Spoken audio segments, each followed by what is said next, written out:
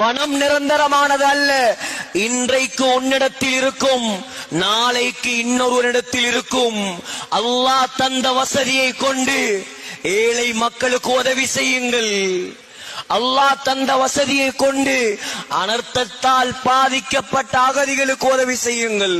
நாளைக்கு என்னுடைய நிலைமை என்னவென்று தெரியாது. கதவை துறந்தவுடன் ஏழையை பார்த்து ஏசிவிட்டார்.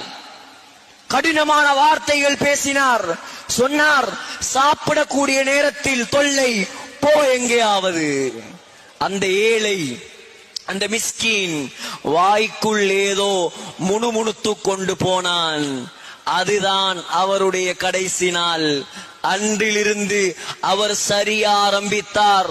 பதவி போனது, பட்டம் போனது, பணம் போனது, எல்லாம் போய் கடைசியில் அல்லாஹ் அவரை எப்படி மாத்தினான் தெரியுமா? எனக்கு சாப்பாடு போட வக்கில் அவருக்கு. சொன்னார், இதற்கு பின்னால் உன்னை பராமரிக்க என்னால் முடியாது, உனக்கு தலாக் தந்து விடுகிறேன், நீ உன் அம்மா வாப்பாவோட போய் சேர்ந்துக்கோ என்பதாக அவர் என்னை அனுப்பிவிட்டார். இப்ப பார்த்தா பிச்சை எடுத்து திரிகிறார்.